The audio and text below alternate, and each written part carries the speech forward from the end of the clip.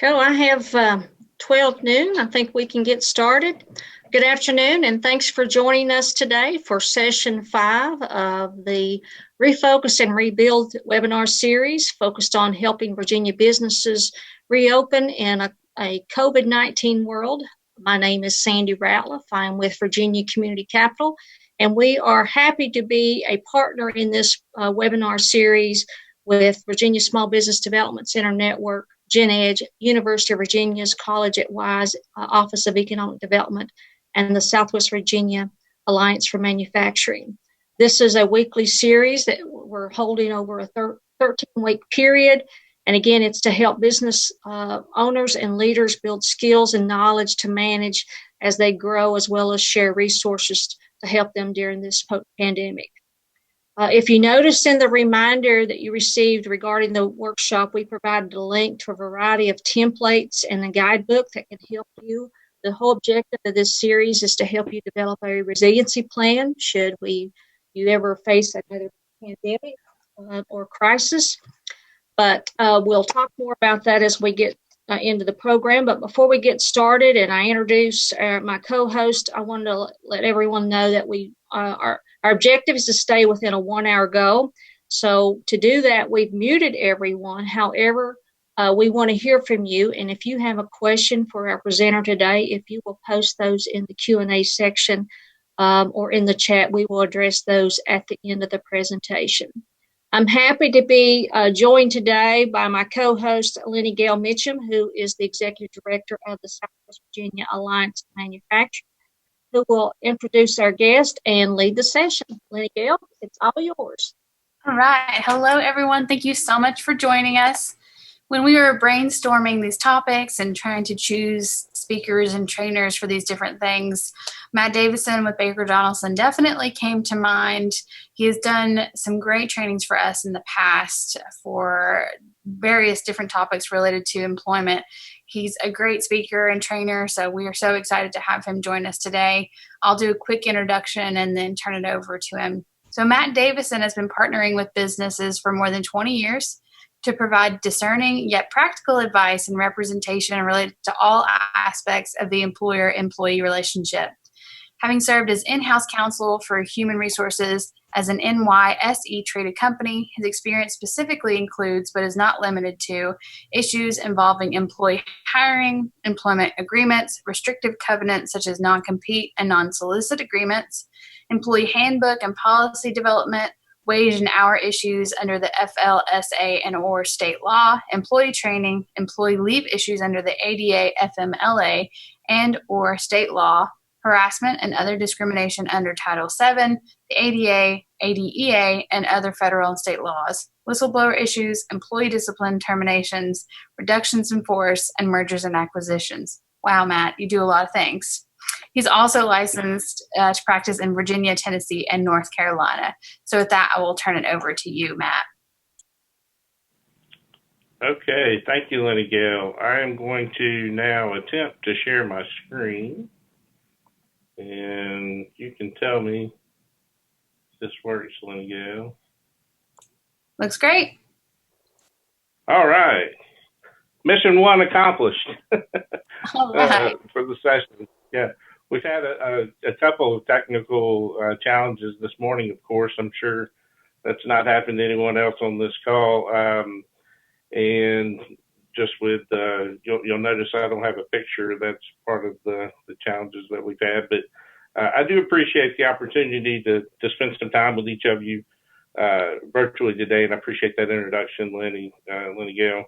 We're going to talk about what I believe to be a very important topic, particularly now as we find ourselves really enthralled in so many really heavy issues as a nation and as a region, and all of these things that necessarily flow over into our workplaces. I know that you all could be spending your time this afternoon on a number of different things. So I just want to commend you, first of all, for taking the time to consider these issues and how your workplace can become stronger through diversity and inclusion during this time. So we'll start here with a statistic. I'm big on statistics. I think they're interesting. We all know that diversity and inclusion is not a new topic in the business world. We know that many businesses, maybe many of you, hopefully many of you, have been very busy and active in promoting diversity in the workplace for years. But with that said, it seems that a lot of those companies, the same companies, and many of those who haven't dealt with these issues as robustly before, now find themselves rethinking their approach given the current scenario. So on the slide here, you see a reference this recent SHRM statistic that 43% of small businesses now say that they've started rethinking the very way that they do business as a result of the pandemic. That's, actually I would think it to be higher, but at least half of those who responded admitted to that. And why is that the case? Well, I think it's simple in large part because, companies are being forced to be creative to survive. Flexibility is definitely the name of the game, and that's true when it comes to workers as they've gone remote in many cases, and those that remain are on the ground or working together in new ways, and all of that as a result of the pandemic. So then why diversity and inclusion now? Where does that fit into the mix? How does it fit into the mix? In my mind, it fits very well because really, with all that being said, there's never really been a better time to really step back and consider, your workplaces to find better new ways to solve problems. And this is one of those areas that deserves that kind of look back. Really at the heart of what diversity and inclusion is all about is, new ways to solve problems. So today with that backdrop, we're going to consider really the what, the why, and the how of diversity and inclusion in the current world that we find ourselves in, and see if we can come to some common and hopefully practical suggestions how you can reinforce these notions in your own workplaces. So the what, let me back up. Yeah. The what, first of all, the word diversity, we're familiar with that term. It's a common term, but what does it mean? We're talking about differences. That's the easiest way to define what diversity is and what workplace diversity is all about. I like the second definition of variety. Now we note that the definition includes all differences, and we'll talk more about that in a minute as we go along, but the key again is simple. We're talking about finding value in variety, and we're talking about variety in all sorts of ways, through culture, background, variety of thought, all of the differences that make us unique as individuals all have value and can be leveraged. Diversity, of course, encompasses all the ways that we're similar and different. It involves variations and factors that we control, as well as those that we have no control of. Diversity has been defined as a point of respect in which things differ. So we are different from one another individually and as in the groups we choose to join, and those that we're born to. But those differences, of course, again, all have value. Diversity is ultimately a people issue. And start there. We're focused on differences and similarities that people bring to an organization. And usually the dimensions go beyond what we're legally obligated to consider, and I'll talk about those in just a moment. But really, that's just a starting place, right? In what we're legally obligated in terms of non-discrimination and equal opportunity, affirmative action, et cetera. But we go beyond that, of course, and deal with dimensions that influence the identities and perspectives that people bring, such as profession, education, parental status, geographic location, and those are just a few of the various factors that we have to consider, or we should consider. So back to the legal prohibitions, since this is kind of my bailiwick, I thought I'd need to stick a slide in here about what we're legally obligated to prohibit: discrimination and harassment, generally speaking, based on any legally protected class or category under federal or state law. So we're talking about race, color, gender. Now, sexual preference and gender identification are very clearly included in what gender discrimination is after recent Supreme Court cases. Age, religion, national origin, disability, even genetic information, and that list can go on depending on where you are, as states and locales have different and individualized protections. So no discrimination, no harassment based on any of those differences, right? We also know that it's illegal to retaliate against an individual for bringing a claim of discrimination or for participating in an investigation or opposing discriminatory practices. It's also illegal to make decisions based on stereotypes or assumptions. It can easily be turned into a case of discrimination based on those protected characteristics. So obviously staying away from that's important. We're denying, this is something we seem to overlook sometimes, but opportunities to a person because of their association with a protected individual. Association claims under various statutes have become more and more prevalent. And again, just another legal prohibition when it comes to considering differences and not discriminating. But your values, these are just think of as the starting place, okay, when it comes to what you want to do in promoting diversity and inclusion. Your values and your policies hopefully require more. And that is, they hopefully require that you treat all people the same, regardless of what their differences are. Not just those legally protected characteristics, but you're just fair, okay, with regard to people, regardless of their distinguishing factors. So the layers of diversity, this is an interesting slide. We use this a lot in training supervisors and managers, but it really, I think, does a good job of showing us and kind of laying out the four layers of the factors that are involved. How do we categorize all these and understand the differences? The different nuances here are demonstrated. There are internal dimensions and external dimensions. Differences being internal dimensions are those that you have no control over. Okay, the differences that you're born with, so to speak. And then external dimensions, as you work your way outside the wheel, are those that individuals do have some influence over.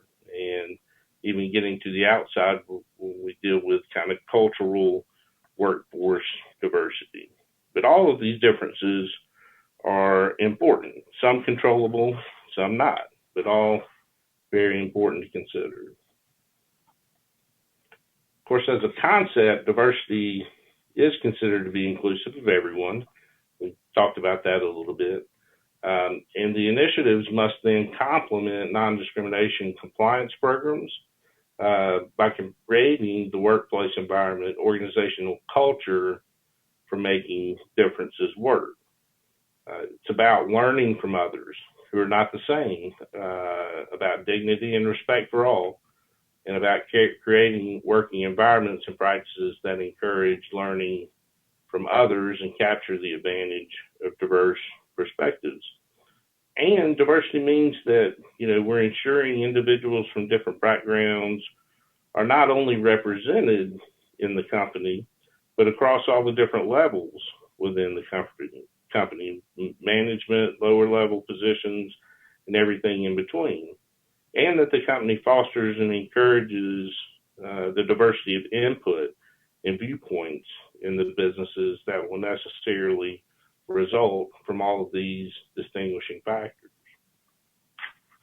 So that's a lot. So, if we could boil things down to kind of what diversity is not and what diversity is, I'll start with the not. Diversity is not becoming like one another. Okay, it's not promoting differences to the extent that everyone becomes the same.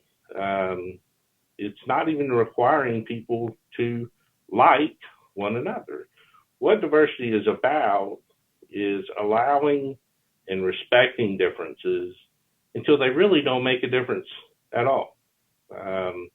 When we value diversity, of course, we seek to integrate and include, not alienate. Remember, America is a melting pot, so we don't want everything to become exactly the same. We want everything to go well together in the melting pot, and that's, I think, true of what we want in our workforces. What about inclusion? This is another term that's goes hand in hand with diversity. But what do we mean by inclusion? SHRM has defined inclusion to mean the achievement of a work environment in which all individuals are treated fairly and respectfully, have equal access to opportunities and resources, and can contribute fully to the organization's success. So in many ways, it's just the outflow of a focus on diversity that we've talked about up to this point, and knowing that it's not only promoting those differences internally, but allowing for them and the differences in thought, and actually seeing those things manifest in practical ways throughout the organization. So that's the what of diversity and inclusion. I said we do the what, the why, and the how. Well, here's the why. Why do we care? Why are we talking about this today? Why should we be striving for diversity and inclusion in our workforce? Why does it matter? But easily the most important thing, the most important answer is it's the right thing to do. I think hopefully everyone on the call would agree that it's right to treat people fairly. So beyond that, you look for other reasons, and one becomes the business case. Diversity and differences in thought, being fair, helps the organization internally and externally as well. Changing demographics in our populations ultimately will affect who you're selling to, your products, your services. It will also affect who's building your products, working for you to provide services. So without a workforce that's reflective of a diverse consumer and labor pool, businesses will have a real major problem of relatability. And it could be difficult to succeed with that kind of a problem. The economic reality is that we deal with fierce competition every day in business. Competition for revenue, competition for employees. So companies are looking for an edge in understanding the shifting consumer base in this global marketplace. Drawing talent from that base offers the best entry into those multifaceted markets. Here's an interesting statistic again from a BCG Diversity and Innovation Survey in 2017. Shows that companies with more diverse leadership teams have a huge advantage when it comes to innovation revenue. Those with a below average scorecard had 26% average innovation revenue, and those with an above average diversity scorecard had 45% average innovation revenue. So, almost twice as much. And that's not really surprising when you think about what diversity and inclusion are all about. So then, to sum up so far, the real goal here in many ways is simply to increase the awareness of the values of differences in the workplace and the importance of utilizing these differences on a day-to-day basis. And then switching gears just a little bit, now that we've talked about the what and the why, I want to focus the rest of our discussion time on the practical notions and the how we can move the ball forward when it comes to these issues and having a robust diversity and inclusion initiative in our workplaces. How can we achieve the goal that I just mentioned? The big picture is fostering a workplace of respect. Respect for people of different races, genders, nationalities, and any other differentiator, but respect, being the common denominator. And part of that, would be considering diversity and inclusion training. I think it's very important for at least for your supervisors and managers, and perhaps for all of your employees, depending on your business. And perhaps in that training, going over a lot of the things that we'll discuss from this point forward, but having that be an essential part of your business equation. We want to, again, increase awareness and inclusion of the values that diverse employees bring to the table. And that'll help us in everything that we do. So let's talk about culture for a minute then. How are you going to build a culture of respect when we don't really know what we're talking about when it comes to culture? Culture is more than manners. Culture is something that's very prevalent among our thoughts. And in today's global economy, it's probably the single biggest impact on relationship buildings in a diverse workplace. Really, the term culture denotes the whole product of an individual, group, or society of intelligent beings. It's comprised of values, norms, institutions, and artifacts. Values dictate ideas about what in life seems important and the expectations of how people will behave. So really, culture is, you can think of it as essentially our software. And when I say on the slide there that we're captives of our culture, what that really means is that almost all of our reactions are culture driven and sometimes even subconscious. You don't sit down necessarily and think about how to feel or respond to most actions and communications throughout your day. You just react or respond. And some of how that occurs is built up in your culture, of course. All that really gets back to the Myers-Briggs theory that essentially even most seemingly random actions and reactions people have are rooted, at least in part, in their complex personalities and sometimes in their subconscious. So what shapes our cultural identity? Some of these are obvious. Our ethnicity, our race, religion, education, but our profession, our field of work, what we do, the organizations we associate with, and even our upbringing. Where you grow up has a tremendous impact and inevitably affects your worldview and how you view things. I'd say that every one of your employees is going to have somewhat different views and reactions because they all have some variation in cultural identity. And even if there are common denominators when it comes to even say race and ethnicity and religion, there are going to be the other differences that come to bear as well. Aspects of culture. really there are 10 aspects you can think of culture that have a significant impact on communications among people. Okay, understanding how people from different cultures wish to conduct themselves and understanding how people wish to be treated are probably the most difficult to perceive. So you have sense of self and space, you have communication style and language, dress and appearance, food and eating habits, time and time consciousness. If you just think about these things and how they manifest differences, relationships, values and norms, beliefs and attitudes, mental process and learning, and then number 10, work habits and practices. So out of that group, if you think about it, maybe food may be one of those that's probably, the most notable cultural aspect that we see day to day. We have what we refer to sometimes as Asian food or different things that are obvious in that regard.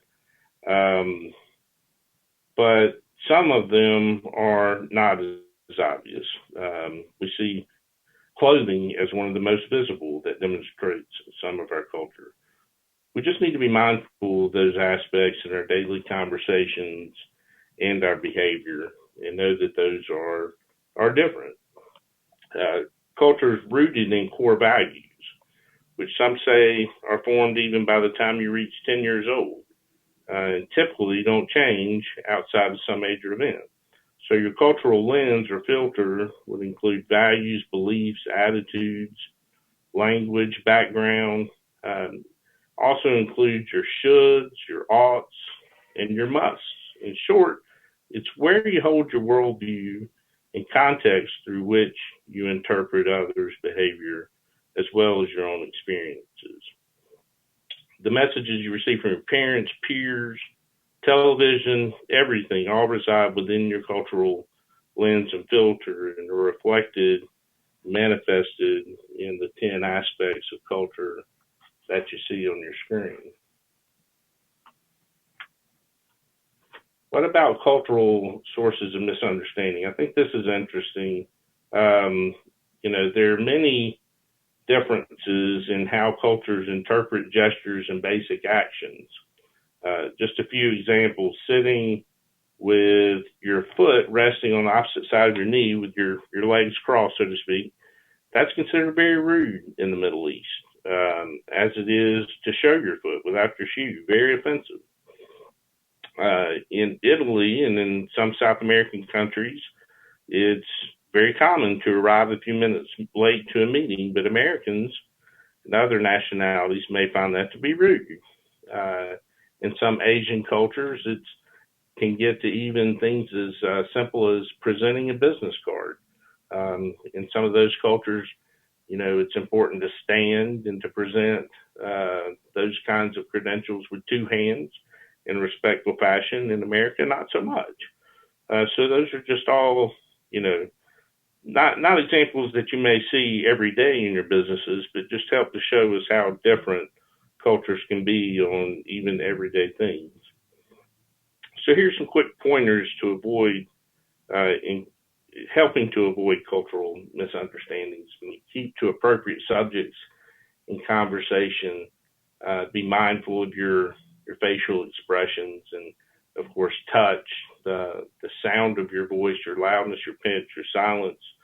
It's important to first actively listen. You can repeat others' individual case in a fashion that demonstrates that you've understood the speaker and be mindful of their personal space and tone of voice.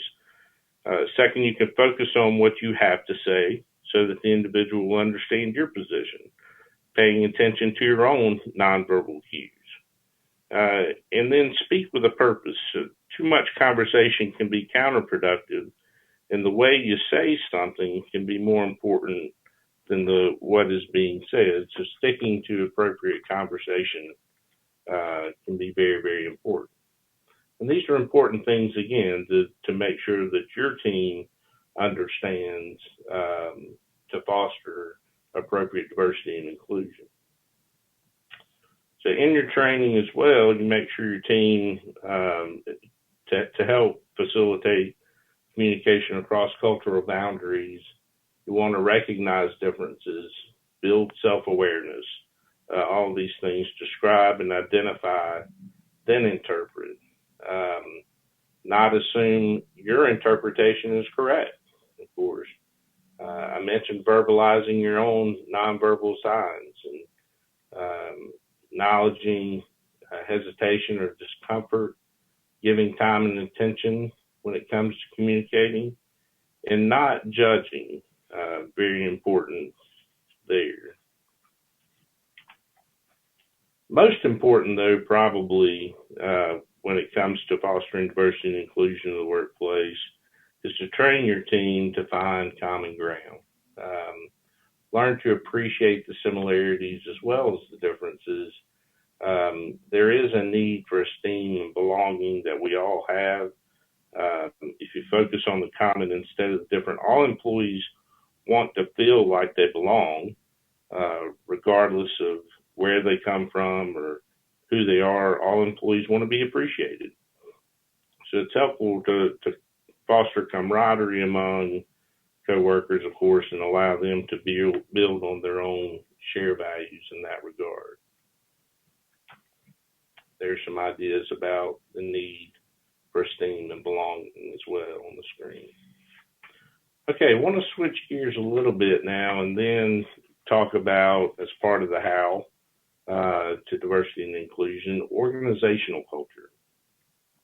Organizational culture consists of shared beliefs and values established by company leaders that ultimately shape employee perceptions, behaviors, and understanding.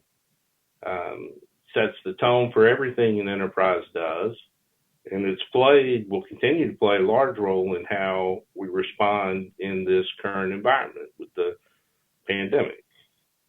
The way we work has drastically changed. The way our people interface with one another has drastically changed. And the new normal may or may not align with the company's established culture to this point. So the impact of the pandemic has forced us in many cases to reveal how our culture, the company's culture, values empathy, collaboration, and innovation. And interestingly, there's 67% of organizations in one study I found had stated that they were currently undergoing cultural change initiatives. And why? Well, because many companies are finding that their culture is a barrier to change. And in this environment, again, change is the name of the game. Flexibility is the name of the game. Now, interestingly, it's often employees on the ground who find the cross-team collaboration difficult, even when executives have agreed to work together across organizational lines, departments, etc. Lower-level employees sometimes are less likely to follow suit. Although it can be tempting to blame that disconnect on a lack of tools or technology, some research could suggest that it's actually a cultural divide and not necessarily even a technological one that keeps teams from working together at their best. One of the biggest barriers to establishing culture of collaboration is simply the natural human inclination to resist change, whether it's a reluctance to share information with another team or a team member even, or reluctant attitude toward new processes or technologies. That kind of resistance can sabotage our ability to cultivate a collaborative culture. In fact, so a lack of true partnership is a prime cultural barrier to transformation and change. Fragmented cultures can often breed misaligned goals, and that can cause further dysfunction. So many of the behavioral change initiatives that we heard that employees are undertaking now do fail because employees, well, lots of different reasons, but sometimes because employees are not empowered to adapt or because they fear that change could actually hurt them. Most behavioral change initiatives fail when employees aren't empowered to adapt. What if the new ways of working don't produce results? Maybe a thought by the employee. What if they take longer? What if they cause confusion? What if they don't work with the current processes or technologies that are in place? Those are all fair questions, and some employees will resist because they feel failure. But to combat this, we can create an environment where failures are accepted, even celebrated in some cases as a natural part of innovation.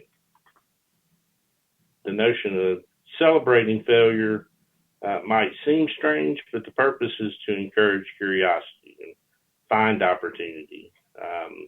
When executives and managers share their failures with their teams and probe these tales for lessons learned, it changes the cultural mindset. It reveals failures not as a career-ending mistake, but as a learning opportunity. It can demonstrate the need for resiliency as a core competency, and it encourages employees to take their own risks, even if it means striking out. So this willingness to stumble then and bounce back is necessary in any thriving organization. We know that change is messy and nonlinear, and that mistakes will be made along the way, yet change is the only way forward, particularly in these times. So here's an interesting quote I found. It said that from Francis Hasselbein, that culture does not change because we desire to change it. Culture changes when the organization is transformed. The culture reflects the realities of people working together every day. And I just think that's a great quote because, changing culture then requires two components. There's organizational transformation, and then secondly, a shift in the day-to-day experiences of people. Ultimately, culture is not dictated. It's created in every interaction between and among the members of our organizations.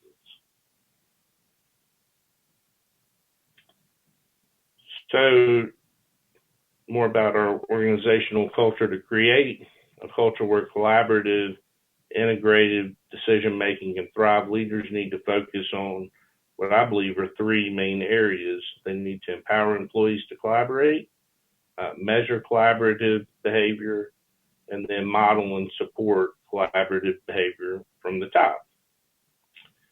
While culture changes need to be realized on the ground, they must be supported from the top. Executives cannot be immune from the changes the organization wishes to see. In fact, they need to be the primary champions. That's why performance with integrity is key. Business leaders can't just talk the talk, but they need to walk the walk. To succeed, the cultural values we wish to promote need to be embedded in our processes. They must be evident in how we structure our teams. They must be borne out in our budgets, our priorities, and our policies. And if not, then our attempts to change may just prove to be cosmetic only. So according then to one report, senior leaders at many organizations, 83% in the sample, consistently say they communicate the importance of culture. Okay. But in a drastically fewer number of those companies, the leaders consistently behave in a way that's aligned with that culture. And even in few organizations, the leaders consistently manage business processes based on the desired culture that they want. They may talk the talk, but they're not walking the walk. And that approach may help explain why only 32% of HR leaders agree that their organization is effective at embedding culture into their employees' day-to-day work. And who would know better than the HR folks, right? So here's a couple of slides that I'll share with you as we're kind of wrapping up. But the overall strategies for change, things to look at, awareness, exposure, and accountability. Very important. Making things, making change visible, conscious, having positive examples in an environment, and then, of course, again, walking the walk and not just talking the talk by having practices and policies. Slower decision making, quite frankly, is big. Checklists and other procedural kinds of changes are important as part of the accountability measure. So motivation, to be fair, matters for sure. Again, the right thing to do is to be fair. But identifying these other things are important as well, and identifying discrepancy between conscious ideals and non-conscious atomic biases or automatic biases, deliberative decision making, slowing down. Of course, the more rushed you are, the more likely your decision making will fall back on unconscious schemas. Objective criteria is important. Fighting instinct to favor who fits in. It's not always someone, like you. Recognizing the illusion of objectivity sometimes, and knowing that a climate of fairness makes the difference. Avoiding the first impression and gut response of decision making. All important things that your team should know when it comes to these initiatives. So ultimately, our objectives for management initiatives, diversity initiatives, the purpose of the training, inclusion training would be to help individuals examine their assumptions about diversity and to assist them in becoming more culturally competent. The statistics demonstrate that utilizing people's uniqueness enhances communication, problem solving, and decision making skills, thereby improving organizational productivity and performance. So the objectives here: individualize personal qualities such as knowledge, skill, and ability, cultivate awareness of potential bias, encourage co-employees to learn more about one another, emphasize teamwork and shared goals. All of these things being very important goals of the initiatives, and to eliminate, minimize biases through awareness. So maintaining a diverse population at any company is extremely important. Building an organizational culture that incorporates differences, utilizes multicultural teams, recruits and retains a diverse workforce, and reduces employee turnover, all an important part of encouraging and fostering proper diversity and inclusion.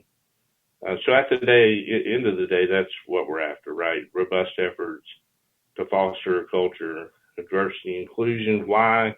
Because it's the right thing to do, and because it's the right thing for our businesses in the end. And with that, that's the end of my presentation. I see that I'm ahead of schedule, so we may have some time to give back to our attendees, but I think we've got time to take some questions as well. Want to give? All right. I'm not seeing any questions in our chat or Q&A. So I have one. Okay. This is Mandy. I was actually wondering if you have some, tips or suggestions for maybe icebreakers that would help be diversity inclusive, especially over internet and lots of Zoom type of meetings, to continue to engage with your employees. Right. That's a great question, and there are tons of them out there.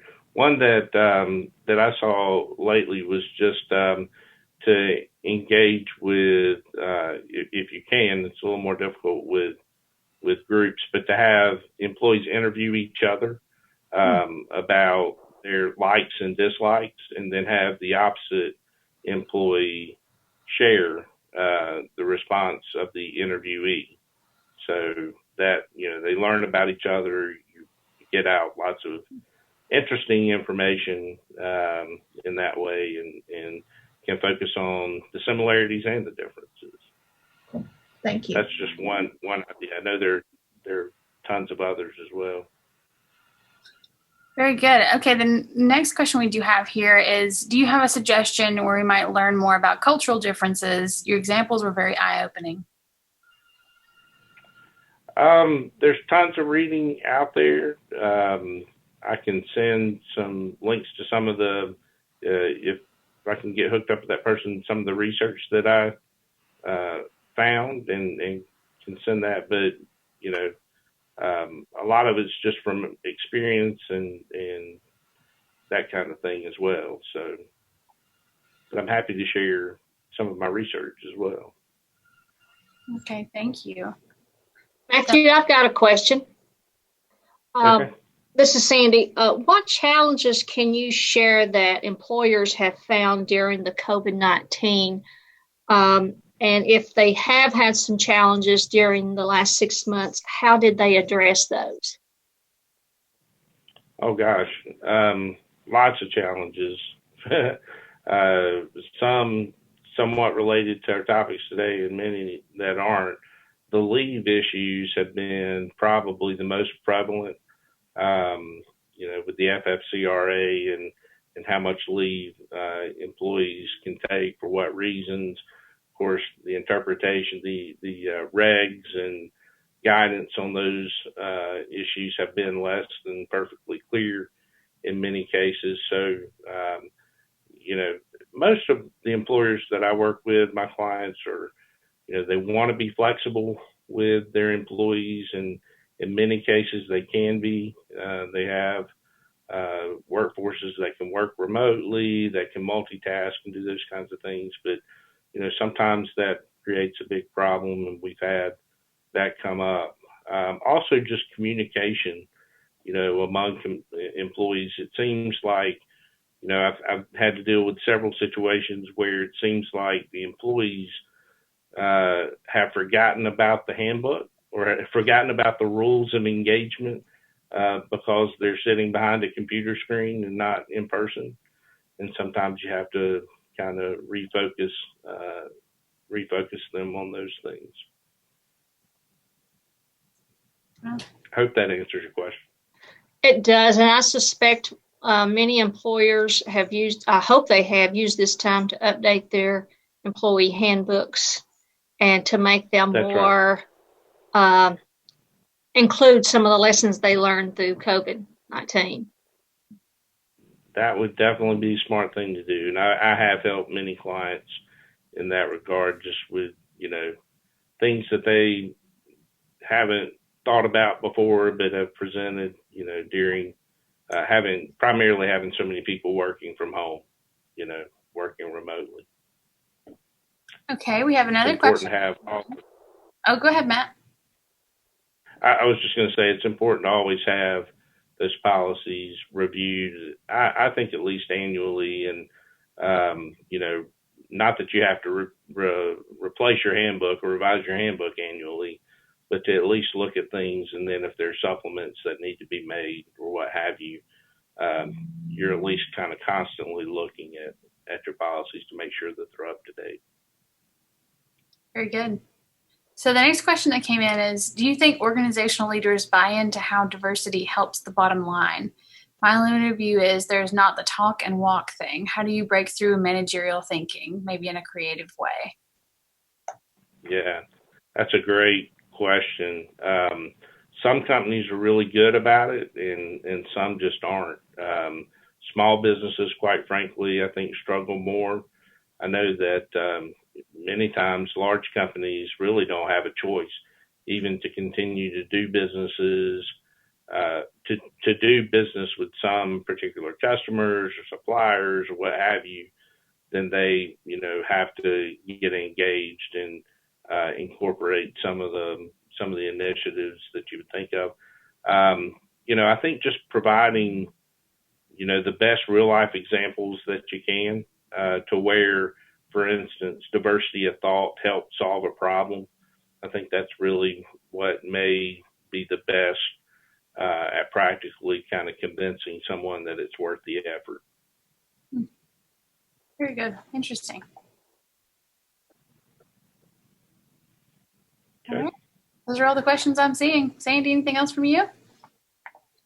Well, he's tired of hearing from me. I would just ask any of my other colleagues, that's part of the team, if you have any questions for Matthew. Well, I see that the cat's got their tongue today. Wait, I think you've got one just came up. It was more of a comment than a question, just saying this has been really good, very helpful to guide my business. Thank you for that comment. Appreciate that.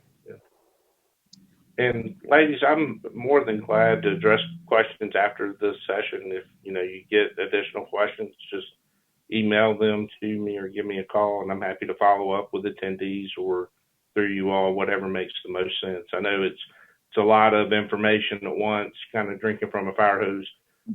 So there may be questions that come after folks have a chance to kind of digest some of what they heard. Very good. I think we have all become a little bit more accustomed to drinking from a fire hose as of late. So one more thing popped up. How can I find info on creating an employee handbook? We've got tons of resources on that. We put out a lot of primers, and we've done lots of different presentations. You may want to just start on our website, where if I can get a contact for that person, I can send them, direct link to information that could be helpful. Okay. Matthew, if you would like to send me the link, and I can include that when we send a follow-up email to all the participants. Okay. With a copy of the slides. And of course, this is being recorded, and we can share the link to where they might want to view it again and use it as a resource, but also they may have a colleague or someone that could have value in the content from today. Sounds good. Be happy to do so. All right. Well, we thank you so much for doing this for us and providing this great information. Thank you for having me. I appreciate the opportunity, and I hope everyone has a great day. You too, Matt. Thank you. Thank you all. And I just want to say thanks to Matthew again. I know that you don't put a presentation together in just a few minutes. It takes time, and I appreciate you taking time out of your very busy schedule to present for us today. And Lenny Gale, thanks for your help. And again, we will be sending out an email with all the content. Just want to do a plug for next Thursday's session. That will be it's focused on preparing for your next crisis. It does happen, so hopefully we'll help you in getting prepared for that. And that will be presented by Gen Edge. And this is all, again, everything that we're doing over the next 13 weeks is things that need to go into your resiliency plan. And again, that template to help you develop that is on the link for the webinar. And again, as you develop these things and grow, don't forget you've got great help with your small business development centers in your area, not just in Southwest Virginia, but there's a great network throughout the Commonwealth. And any of the team here that's putting this program together is there to help you. So again, I thank you. I thank everyone for participating, and also for our attendees. I know you're taking time out of your busy schedule, but I also give you a hats off because you are trying to grow professionally and to help your companies going forward. So thank you. Hope everybody has a great day, and we'll hopefully see you next Thursday. Bye-bye. Bye-bye.